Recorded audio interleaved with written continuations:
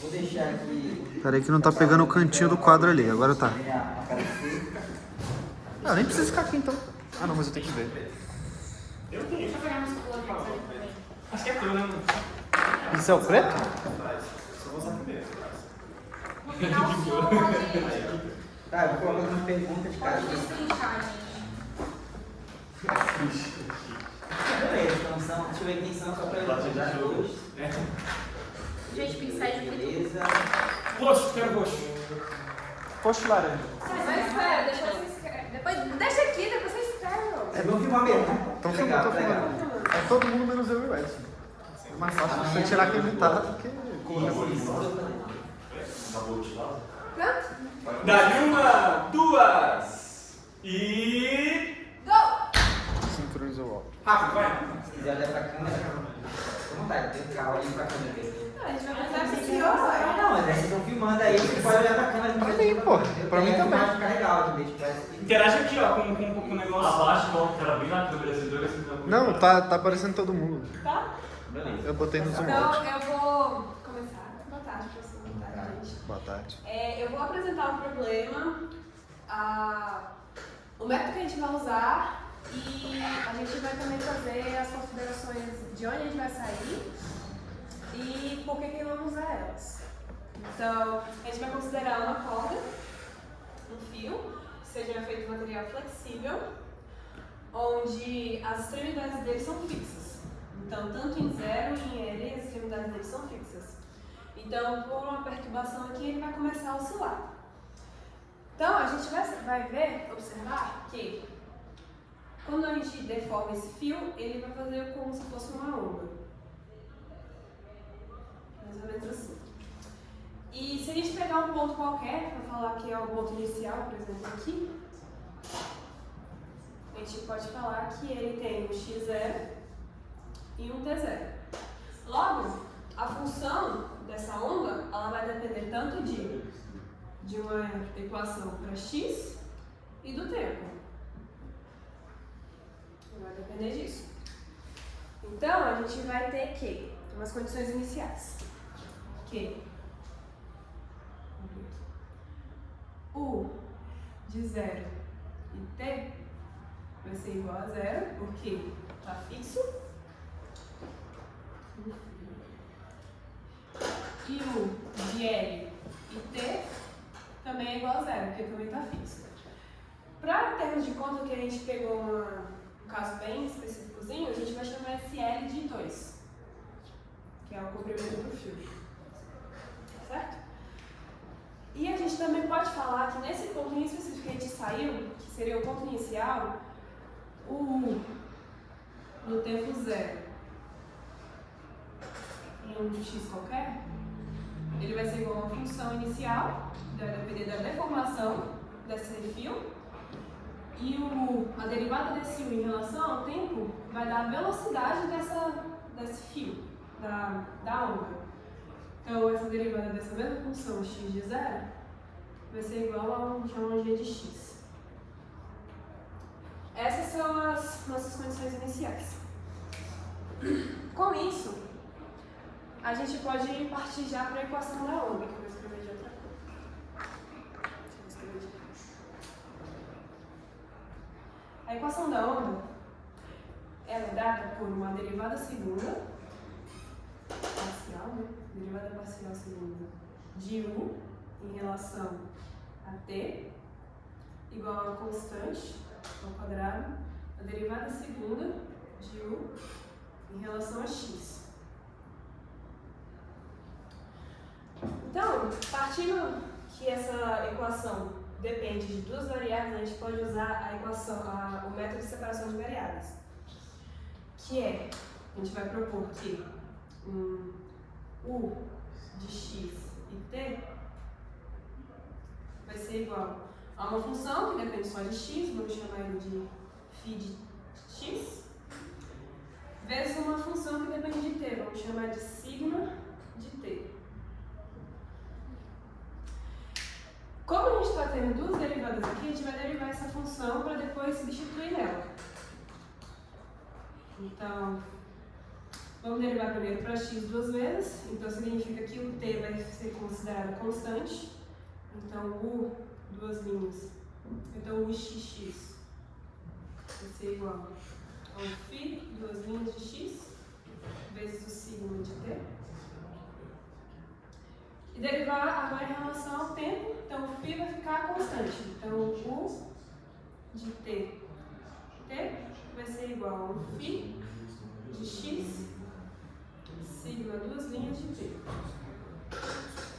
Usei essa notação aqui que ela é mais fácil, eu também vou reescrever essa equação aqui, que é a equação da onda.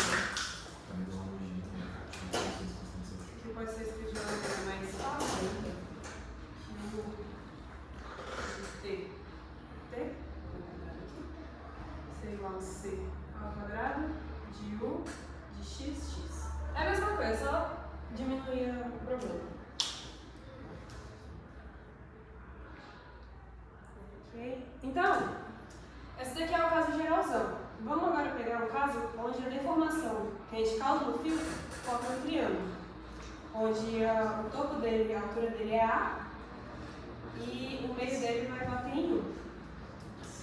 Aí agora a gente pode pegar as equações que a gente escreveu aqui pela separação de variáveis e substituir aqui. Então, aqui em relação a t vai ser essa daqui. Então vai ser o φ de x, sigma, duas linhas de t, vai ser igual. Como é constante, a gente vai só passar por cima. Então vai ficar. Agora em relação a x, seria essa daqui. Então φ, duas linhas de x ou de t. Sigma de t. Agora a gente pode separar o nosso problema com passando o que tem x para um lado e o que tem t para o outro. Chegando na equação. Aqui o sigma, duas linhas de t, dividido pelo sigma de t, vai ser igual ao φ, duas linhas de x, dividido por um φ, de x. Essa consideração que eu estou fazendo só é possível se isso tudo for igual a uma constante que eu vou chamar de lambda. Nisso a gente pode trocar, separar as variáveis, né, para uma equação só para t e uma equação só para x. Então eu vou chamar o que é para x de A, equação A.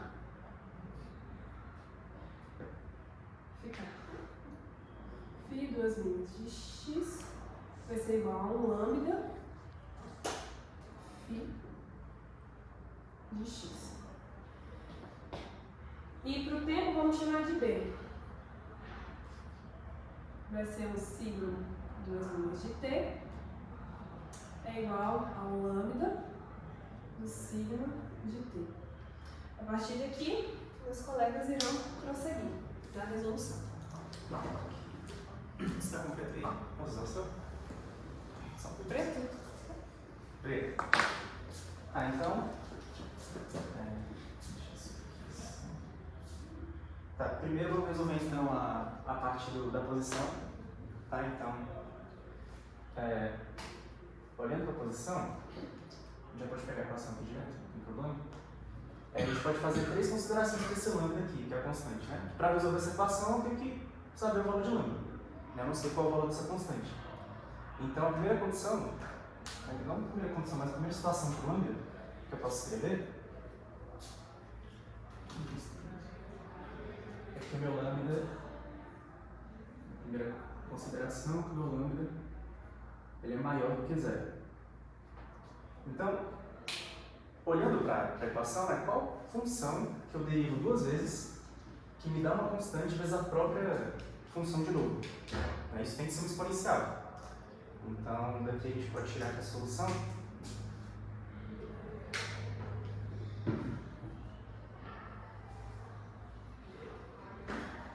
Ela vai ter essa cara aqui. Φ de x vai ser igual a uma exponencial de kx, por exemplo. Esse k, quando eu ficar derivando, é ele que vai cair, né? E eu estou falando, eu estou chamando de k e não de lambda, Porque não necessariamente essas duas constantes são iguais. Então eu vou chamar de outra e depois eu comparo. Então, derivando a primeira vez, o que acontece?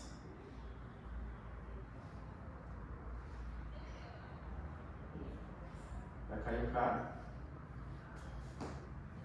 Exponencial de kx. Derivando a segunda. Um K ao quadrado exponencial de kx. Beleza. Então, comparando, a gente vê que o meu K ao quadrado aqui, ele é justamente o lambda que está lá, né? Então, você vê isso. Meu K ao quadrado é igual ao meu lambda. E para poder facilitar a notação, eu vou escrever uma outra variável aqui, que é um U. Vou chamar esse lambda de U ao quadrado. Então, assim, se der certo essa condição para o lambda, aí eu vou encontrar o valor de U, só que aí depois eu volto para o lambda de novo, né? Que é justamente o que eu estou querendo descobrir, que é o lambda, né? E não U. Ok. Daqui a gente tira duas possibilidades para o K, que é o seguinte: se eu passar raiz quadrada para cá, eu encontro que o meu K é mais ou menos U. Isso me dá dois valores de K. Então, o K1 que vai ser U e um K2 que vai ser menos U. Beleza. Agora a gente consegue escrever uma solução geral. Então, minha solução geral, ela vai ter essa cara aqui. Meu φ de x vai ser uma primeira constante exponencial de K1x mais uma outra constante exponencial de K2x. Beleza. Substituindo, a gente tem que o φ de x vai ser A exponencial, meu K1 é U, então o x mais B exponencial de menos o x. Beleza. Agora, a gente tem que aplicar as condições iniciais do problema, para o x. Então, tem duas condições. A primeira condição, vou chamar de letra A, é que o meu φ de x, meu φ em zero, né? Ele é igual a zero. Esse φ é a minha equação da posição. Né? E enfim, o x igual a zero, aqui, a minha função ela é zero, né? Também, enfim, tá igual a x, né? E a segunda condição, análoga, chamada de condição B, é que o meu φ na posição 2, que é na extremidade da corda, é zero. Então tá, aplicando na solução geral que a gente encontrou, a primeira condição A, a gente ficou o seguinte: o meu φ de zero vai ser igual a exponencial de zero mais B exponencial de zero também. Essa exponencial de zero é 1, então a gente encontra que o meu A mais B, e essa condição do meu φ de zero é zero, né? Então isso vai ser igual a zero. A gente encontra que o meu A, vou isolar o B para ficar melhor, que o meu B é igual ao meu menos A. Beleza. Tá, agora a gente pode aplicar a segunda condição inicial, condição B. Substituindo,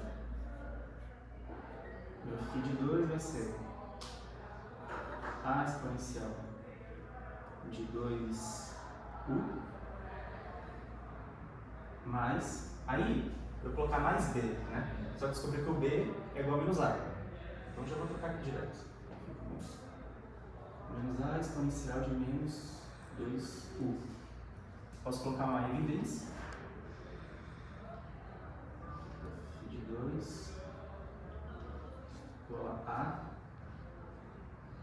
exponencial de 2U menos exponencial de menos E isso tem que ser igual a zero. Bom, a gente sabe que essa subtração que está em parênteses é sempre diferente de zero, né? Essa daqui. Diferente de zero. Então, aqui a gente só pode concluir, né, já que isso aqui tem que ser zero, que meu A é zero. Então, também chegamos a essa conclusão. Que meu A é igual a zero. Só que se meu A é zero, o meu B também acaba sendo zero. Então, a gente chegou a uma solução trivial, né? Eu não quero que as minhas constantes da solução da equação sejam zero. Ou seja, essa primeira situação para o lambda, sendo maior do que zero, não deu bom. A gente vai ter que passar para a próxima. A próxima aqui. A segunda possibilidade é quando o meu lambda ele for igual a zero, por exemplo. Então, olhando para a equação da posição, qual que é a função que eu derivo duas vezes? Aliás, antes disso, acho que ficar melhor visualizando se eu substituir o zero aqui. Ó, vou olhar lá para a função da posição ali. Então fica φ duas linhas de x. Meu lambda é zero, então vai ser zero vezes um φ de x. E dá zero, né? Então beleza. Agora sim, qual a função que eu derivo duas vezes que dá zero? Uma reta, né? Então, daqui a gente pode tirar aqui a solução geral de uma vez. Então, a solução geral ela vai ter uma cara assim. O φ de x vai ser ax mais b, uma reta. Se eu derivo duas vezes dá zero, né? Então, tá fazendo sentido. Beleza. Então, aqui a gente já pode aplicar de novo as condições iniciais. Então, minha condição A, aplicando a B, vai dar o seguinte: que meu φ de zero tem que ser zero, né? Mas substituindo aqui, vai ficar B. Porque meu x é zero. Fica B, que é igual a zero. Então tá, já descobriu que B é igual a zero. Vamos para a próxima condição. Condição B.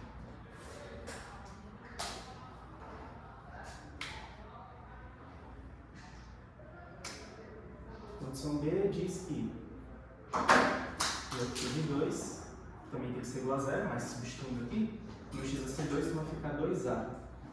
Eu já estou considerando que meu B é zero, então vou colocar o B aqui. E isso tem que ser igual a zero. Então, de novo, aqui eu chego que meu A é igual a zero. E de novo eu cheguei numa solução trivial, né? As duas constantes deu zero. Então vamos para a última possibilidade, que eu deixei por último, não à toa. Eu quero mostrar as três. E só essa eu acho que dá certo, né?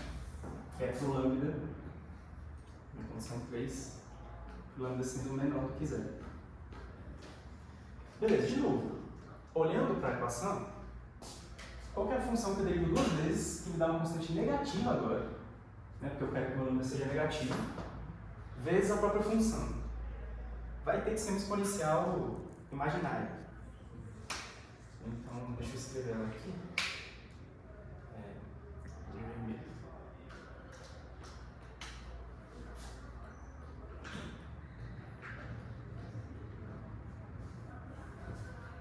Então, a minha solução vai ter uma cara assim, ó, um φ de x, que é igual a um exponencial de menos i, k, x. Então, vou derivar duas vezes, vou mostrar para vocês que de fato fica negativo. Então, derivando a primeira, vai estar em menos i, k, exponencial de menos i, kx. Derivando a segunda, vai me dar mais agora, né? Vai cair muito menos. I ao quadrado, k ao quadrado, exponencial de menos i kx.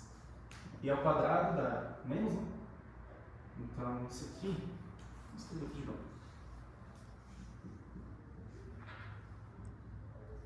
Dá menos k ao quadrado, exponencial de menos i kx. Então de fato dá uma constante negativa, né? Então essa solução é boa pra gente. E de novo apareceu esse k ao quadrado, né? que eu chamei de lambda anteriormente. Então, se eu fizer a mesma coisa, chamar o local quadrado de lambda, e aí agora eu vou definir uma outra incógnita aqui, que eu vou chamar agora de menos u ao quadrado. Esse menos aqui por conta do menos que aparece. É só por isso. E aí, isolando K, de novo, eu encontro duas possibilidades para o K. Então, passando a raiz quadrada, vai ficar menos u ao quadrado com a raiz. Isso fica mais ou menos i u. Me dando duas possibilidades para o K. Então, K1 igual a u. E um K2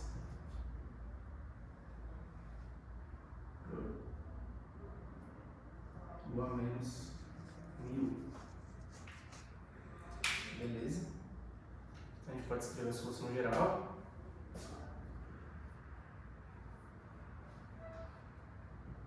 Solução geral vai dar φ de x igual a exponencial de k1x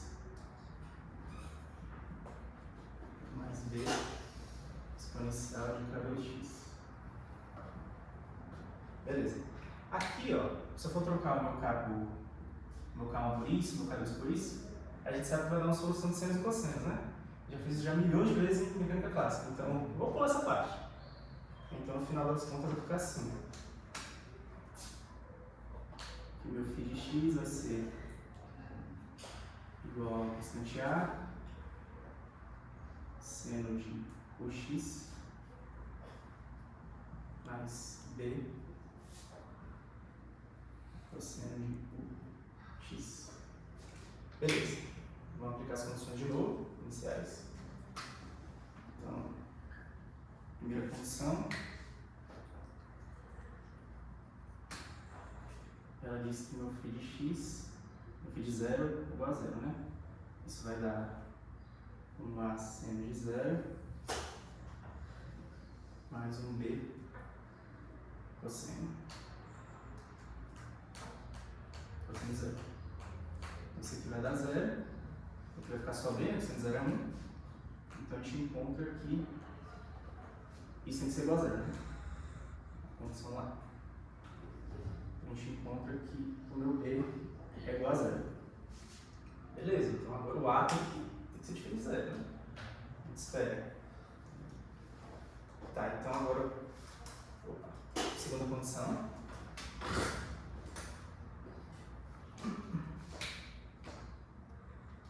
Segunda condição diz que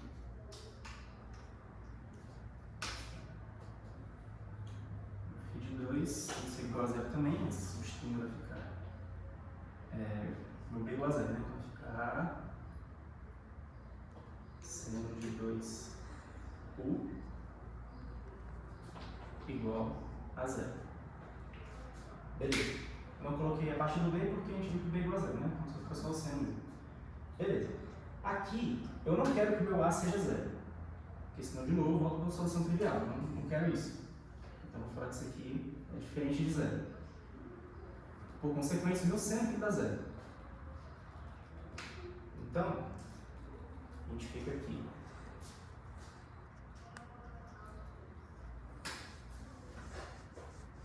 Meu seno de 2u tem que ser igual a 0. Só que o seno dá 0 quer dizer que meu 2u tem que ser igual a nπ. Esse n aqui muda de 1, 2, até infinito. Então, números reais positivos. Não é? Beleza.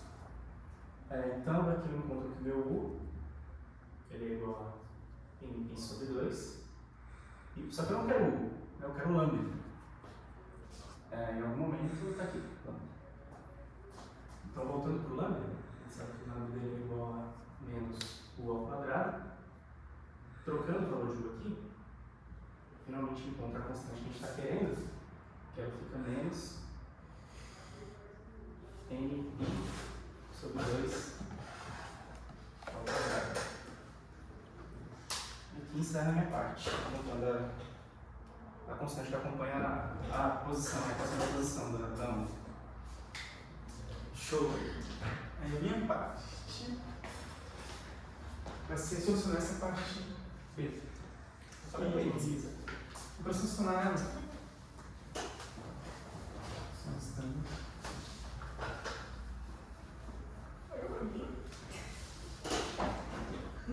Menos a minha parte. Esse não. Tá. Anteriormente a gente encontrou o lambda, certo? Aí com isso, o que a gente vai fazer? A gente vai fazer a segunda parte dessa equação, que é achar pro sigma de t. Fazendo isso, o que a gente vai ter? A gente vai ter que o sigma duas linhas de t vai ser igual ao lambda, que é, falem para mim, Menos menos pi ao quadrado sobre 2. mπ ao quadrado sobre 2. Tudo isso ao quadrado. Isso. Vezes sigma t. Aí a gente olhando isso aqui, a gente percebe que ela tem uma carinha que a gente já conhece, né? Uma carinha meio de uma EDO, né? Aí quando a gente vai solucionar essa EDO, pega aqui que ela é um pouquinho grande, professor. Quando a gente vai solucionar ela, a gente vai ter os seguintes termos. Que o A, ou A não, é o psi, sigma, o sigma, vai ser igual. Ah, tem que olhar, isso é muito grande, muito grande. Cadê? Deixa eu ver. Tá bom. Sigma de t vai ser igual a um dn. Opa, spoiler não. De seno de npt sobre L mais cosseno de npt sobre L. Aí isso aqui é a solução, né? Só que o que acontece? Acontece que para cada n que eu teria aqui, eu teria uma nova solução para essa equação.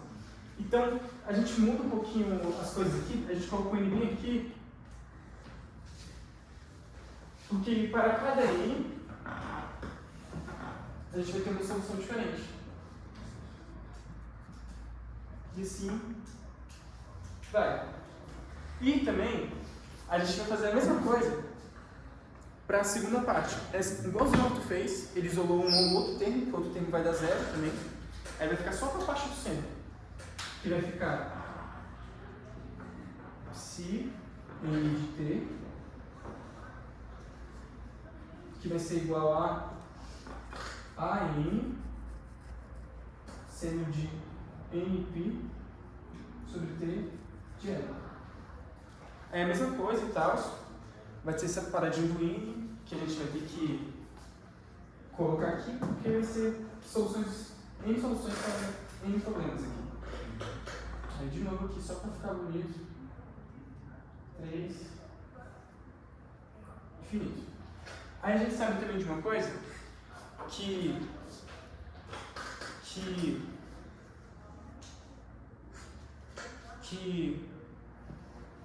quando a gente for montar aquela equação que ele colocou bem aqui, que é o n, esse u bem aqui, como eu tenho infinitas soluções, então eu vou ter infinitos u's. É, aqui vai ter um n, o n. É quando a gente monta esse negócio bem aqui, esse o n, que vai ser igual a x de t? Isso. Tá. X de t, que vai ser igual a psi de x vezes, ou phi de x igual a sigma de t. Chegou esse primeiro igual. Ah, é verdade. Primeiro. Aí vai ser isso. É quando a gente faz isso, a gente pode escrever aquela regrinha que você falou, que é que cada uma dessas soluções, dessa instrução vai me dar uma nova solução. Então o que eu posso fazer com isso? Eu posso escrever em uma forma de somatório. que vai ser a seguinte coisa, que vai ser o seguinte somatório. Eita, meu Deus. Tá ótimo. Ficou bem old school. É, bem. Muito mal, né? Aí esse somatório vai ser do. Oh, eu fiz errado, caralho. Vai ser do meu U, esse UN aqui, de x de t, que vai ser igual a um somatório. Vai ser igual a esse somatório de n igual a 1. Aqui vai ser infinito. Aí, o que eu estou somando? Eu estou somando do meu. Ih, rapaz, peraí. Não, tá certo, professor, tá certo, eu estou fazendo errado, olha só. Eu vou sair disso daqui para um somatório disso daqui, que vai ser o n de x de t. Entendeu? Entendível? Isso aí. Tá. Aí daí, eu vou pegar esses dois termos bem aqui e colocar eles bem aqui. Quando eu reescrevo essa equação, que ela fica um pouquinho grande, vai ser o seguinte. Vai ser... Ah não, só tenho que olhar, eu estou viciado nisso. Só vai. Olha certo. Aí é o U de t, ou U de x de t, que vai ser igual a esse somatório de n igual a 1 de infinito do AN seno de npx sobre L, que multiplica um dn seno de npt sobre x ou sobre L mais n cosseno de npt sobre L. Aí isso aqui é a cara de solução que meu companheiro irá resolver. Camarada. Boa tarde, professor. Boa tarde. Boa tarde. Se o senhor me permite, eu vou usar minhas notas para alguns detalhes que eu não posso esquecer.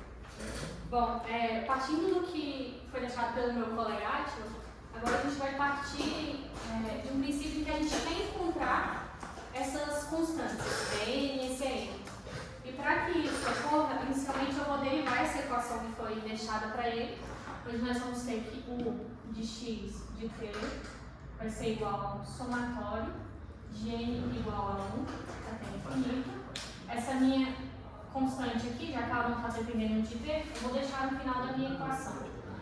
Aqui eu vou ter um dn np ao quadrado, ou np sobre 2, cosseno de np sobre 2, mais um n, np sobre 2, menos um seno de np, desculpa, eu esqueci um aqui, sobre 2, mais a minha constante na qual não depende do tempo, que eu vou colocar aqui fora.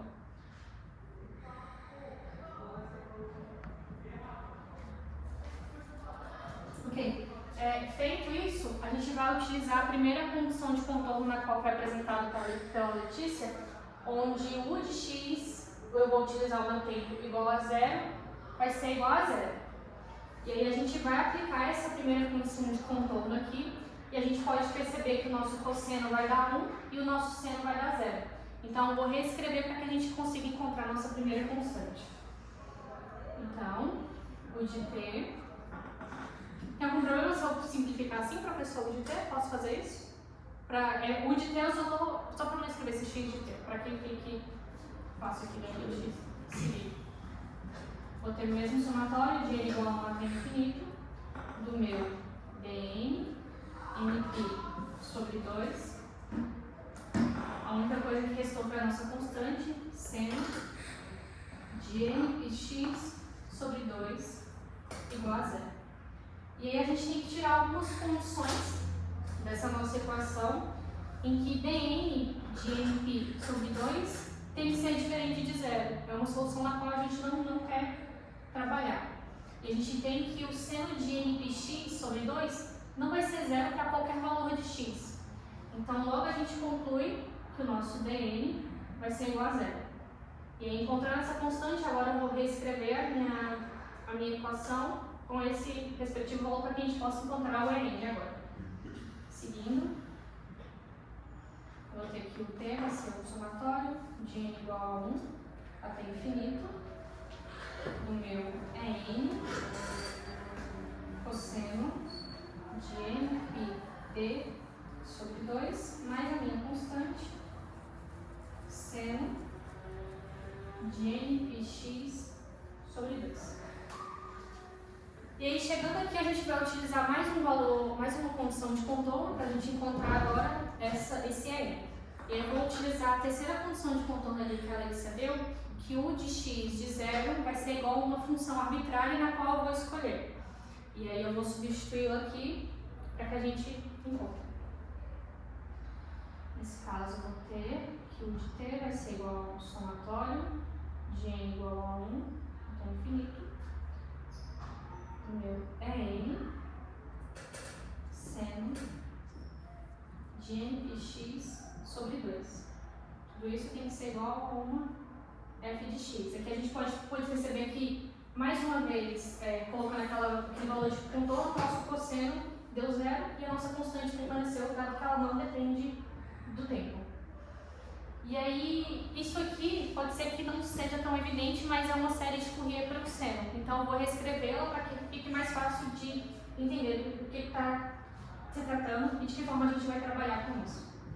Então, eu tenho que o meu f de x vai ser igual a um somatório de n igual a 1 até infinito. Do meu é n seno de npx sobre 2. E a gente vai resolver essa integral utilizando um método de resolução da série de Fourier. E eu vou voltar para esse desenho aqui para que a gente entenda de que forma isso vai acontecer. Eu vou dividir o nosso problema em duas partes. A primeira parte diz respeito a essa parcela desse triângulo e a segunda parte a esse. E aí, quais vão ser as nossas funções, né? Aqui a gente tem uma reta, então inicialmente eu vou chamar esse lado aqui a minha função de x, e aqui eu tenho uma reta decrescente, então eu vou chamá-la de menos x. Só que existe uma coisa na qual a gente tem que observar aqui, que foi dado inicialmente que o nosso L é igual a 2. Então, que valor que eu posso ter, que esse valor, menos x, vai ser igual a 0. Então, vou usar uma constante aqui arbitrária. B menos x vai ser igual a 0. X nesse instante em que vai ser 2. Que número que eu posso subtrair, que vai continuar dando 0, vai ser 2. Então, aqui eu vou ter 2 menos x. Essa é a nossa função que a gente vai trabalhar inicialmente. Então, como eu disse anteriormente, a gente vai resolver essa primeira integral e depois essa. A gente poderia resolver uma e multiplicar, mas para que fique fácil de entender como a gente chegou no resultado final, eu vou fazer as duas partes separadas. E aí, dividindo as integrais, eu vou ter primeiro a n vai ser igual à integral de 0 até 1, que é a metade aqui, como a gente pode ver, vai ser x seno de npx sobre 2 dx mais a minha segunda integral aqui vai de 1 até 2, 2 menos x seno de npx sobre 2 dx. Vou nomear essas integrais como 1 e 2 para que a gente resolva elas de forma separada. Então, inicialmente, eu vou resolver 1.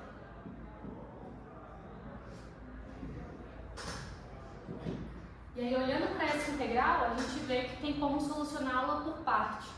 E aí, eu vou solucioná-la de uma forma mais simples, que é utilizando o método tabular. E de que forma isso vai acontecer?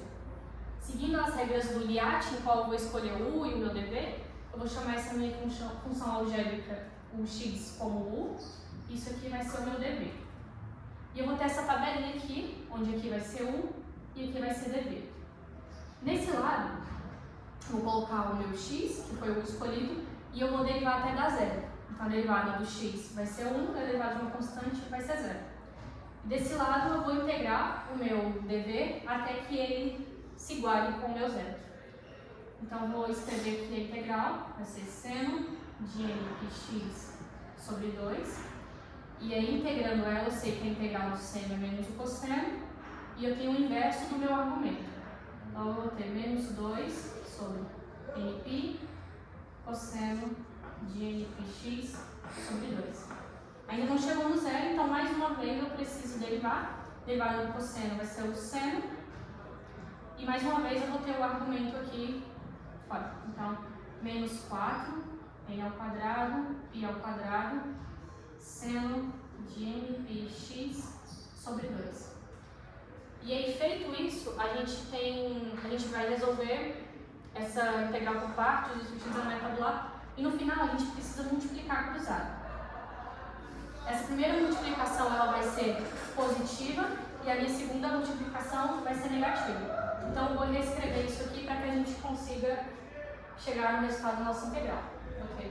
Menos 2x sobre nπ cosseno de npx sobre 2, menos com menos aqui vai dar mais 4, n ao quadrado, pi ao quadrado, seno de npx sobre 2. Seguindo os limites de integração, na qual eu estipulei aqui, indo de 0 até 1. Bom, para o x igual a 1, a gente vai ver que o cosseno de nπ sobre 2 vai ser 0, então a gente só vai ter esse resultado aqui. E quando for 0, tudo vai zerar. Então, vou reescrever aqui que o nosso resultado dessa primeira integração vai ser 4 sobre n ao quadrado, pi ao quadrado. E uma forma de reescrever o seno que a gente aprendeu vai ser menos 1 elevado a n. Solucionei a minha primeira integral e aí a gente vai resolver a 2 agora. Só que a gente pode perceber que eu vou ter uma outra integral para o 2, seno de npx, e para o menos x, seno de npx. Então, mais uma vez, eu vou resolvê-las de forma separada. Deixa só a comissão técnica apagar o quadro. Você quer esse passinho aí? Eu sou alta, estou falando ele.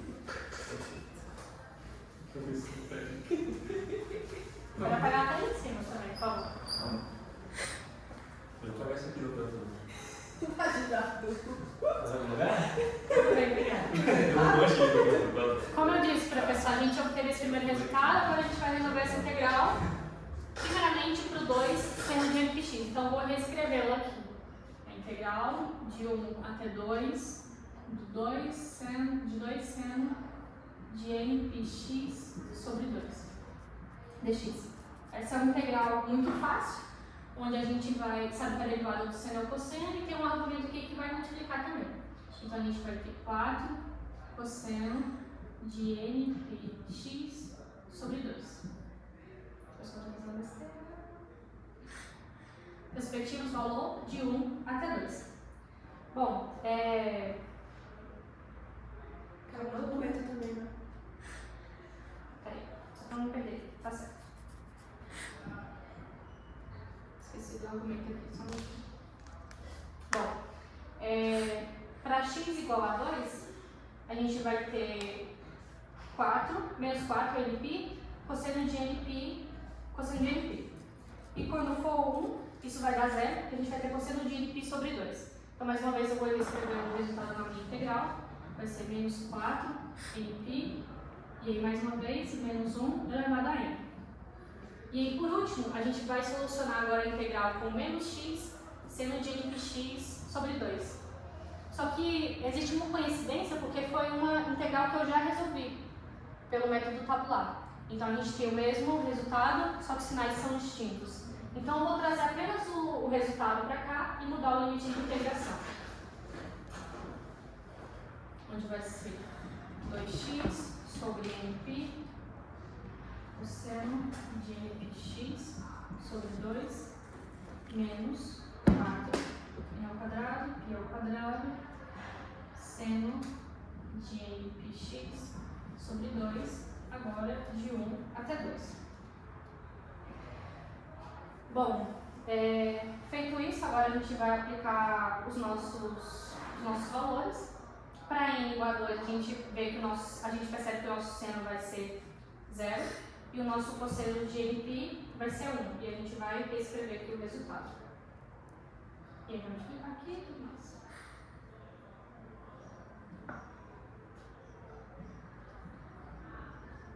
Ok. E aí quando quando x for igual a 1, tenho que o cosseno vai ser 0 e o seno também. Então eu obtive alguns valores. Só um minutinho, professor, eu acho que eu estou esquecendo de alguma coisa.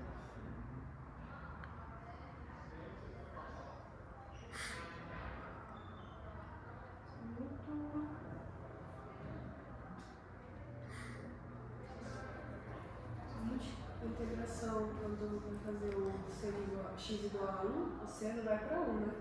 Eu estou esquecendo de algum resultado, só um minutinho que eu vou ver aqui.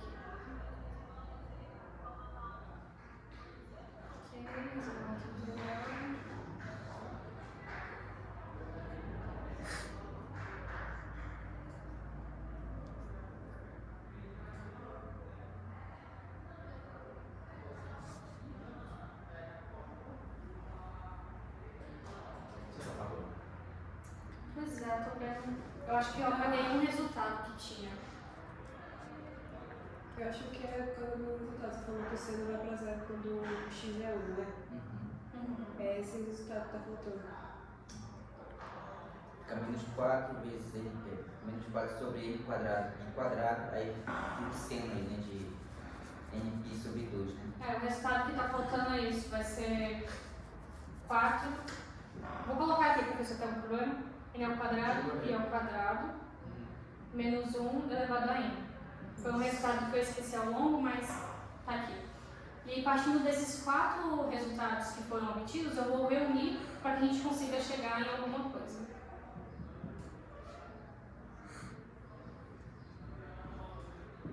Bom, eu vou ter 4 N ao quadrado, I ao quadrado, menos 1 elevado a N, menos 4 NP, menos 1 elevado a N, mais 4 NP, menos 1 elevado a N,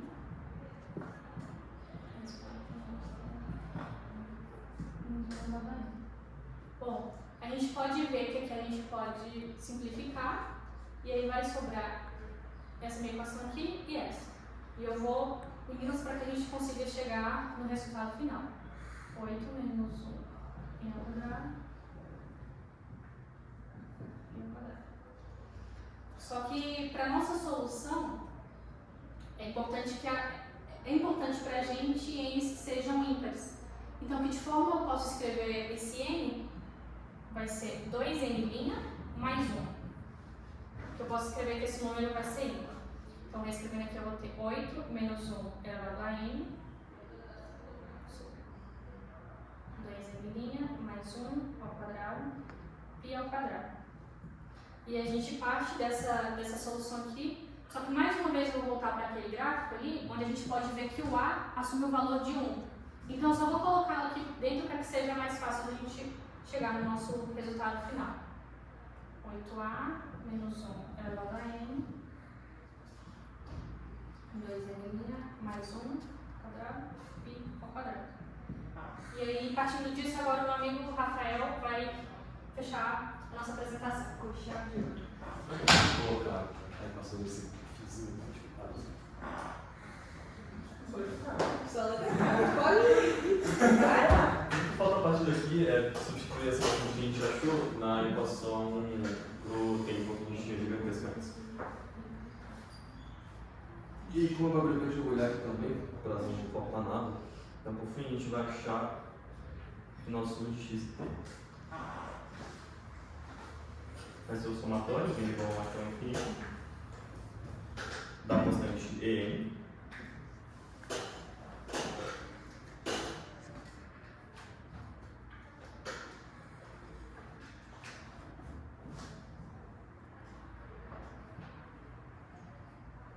Daqui pra frente a gente tinha um cosseno de NP t sobre 2, né?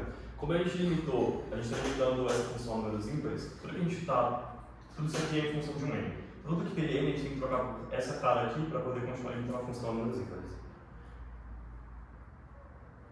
Vai ficar uma função de 2N mais 1.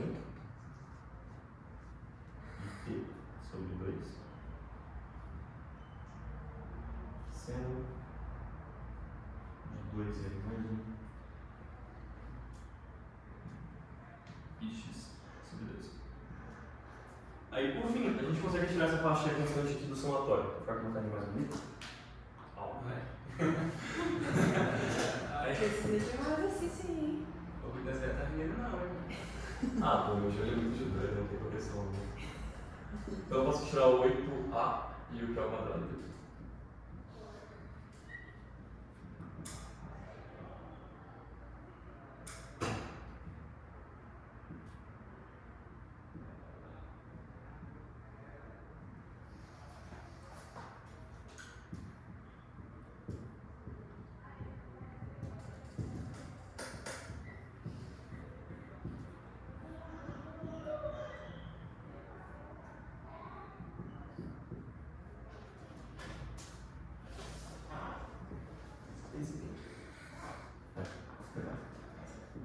E aí essa é a cara final da equação de João.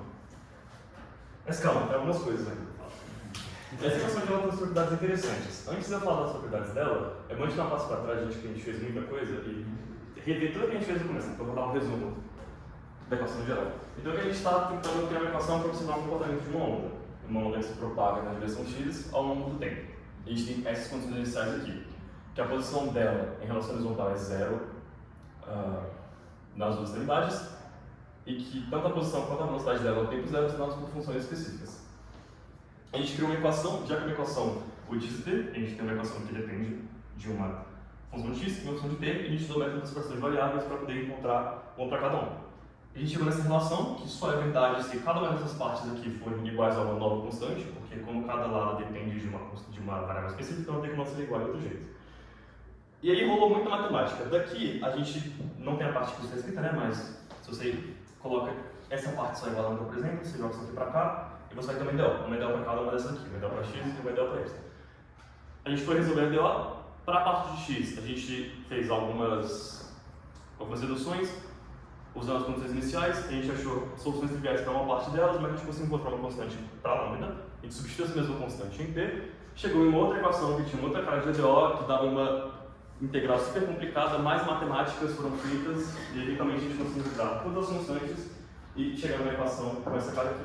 O que tem de interessante nessa equação é, como ela está sendo limitada por valores de n, que são só números naturais, 1, 2, 3, até infinito, essa é uma equação de onda quantizada. Então ela só vai dar ondas.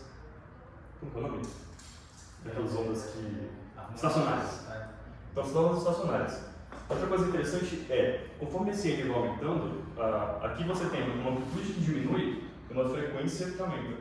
Então isso aqui é uma equação de onda para ondas estacionárias com frequências infinitas que aumentam conforme a amplitude diminui. No caso, a amplitude diminui conforme a frequência aumenta.